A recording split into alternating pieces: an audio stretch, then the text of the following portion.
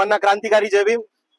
आज या महाराष्ट्रामध्ये महाराष्ट्र शासन असेल किंवा इथलं सरकार असेल, जे 10वी 12वी आणि ज्या परीक्षा असतील, स्पर्धा परीक्षा असतील, या परीक्षा कॉपीमुक्त घेण्याचं अभियान ते राबवत आहेत।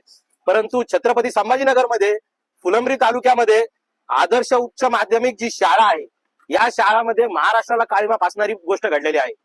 त्या कॉलेजमध्ये, या शाळामध्ये ज्यावेळेस 12वीचा पेपर चालू होता, त्या पेपर दरम्यान त्या ठिकाणी 11 जे प्रायव्हेट कोचिंग क्लासेसचे शिक्षक आहेत ते तिथं गार्डियन म्हणून होते।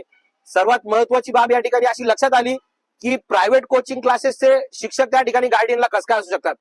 दुसरी बाब अशी महत्वाची आहे की हा सगळा जो कॉपी पुरवण्याची जी घटना घडली आहे, याच्यामध्ये आमचा या ठिकाणी प्रामुख्याने आरोप आहे की हे संस्था चालक याच्यामध्ये समाविष्ट आहेत। जे कोचिंग क्लासेसचे शिक्षक आहेत व कोचिंग क्लासेसचे संचालक आहेत ते याच्यामध्ये सहभागी आहेत आणि हे जाळं पूर्ण महाराष्ट्रभर देशभर पसरलेलं आहे। ही फक्त छत्रपती संभाजीनगरमध्ये उघडकीस आलेली घटना नसून महाराष्ट्रामध्ये आणि देशामध्ये हे प्रकार अत्यंत जोरासपणात चालू आहेत, देऊन घेऊन चालू आहेत। जे आपण मोठे मोठे होर्डिंग पाहतो, 99% पडले, 100% पडले, हे 99 आणि हे 100% याच माध्यमातून मिळतात।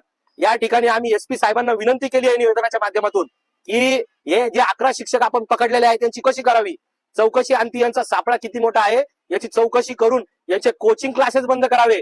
त्याच्यानंतर ही जे आदर्श महाविद्यालय, या आदर्श महाविद्यालयाची संस्था चालवण्याचा परवाना रद्द करण्यात यावा। जेवढे शिक्षक असतील त्यांना सेवेमधून समाप्त करण्यात यावं, असं आम्ही परिवर्तनवादी चळवळीच्या वतीने आज या ठिकाणी निवेदन दिलं आहे। 15 दिवसाच्या त्याच्यावर कारवाई न झाल्यास लोकशाही मार्गाने संविधानाचा हत्यार उपसून आम्ही रस्त्यावर येणार आहोत। सर्व विद्यार्थी, सर्व कॉलेज जे प्रामाणिकपणे अभ्यास करत आहे तो विद्यार्थी आज ते निराश झालेला आहे। आज विद्यार्थ्यांच्या भविष्याशी खेळणारा हे कोचिंग क्लासेस वाले दिसत आहे। 15 दिवसाच्या आत याची चौकशी करा, अन्यथा लोकशाही मार्गाने आम्ही या ठिकाणी आंदोलन करणार आहोत।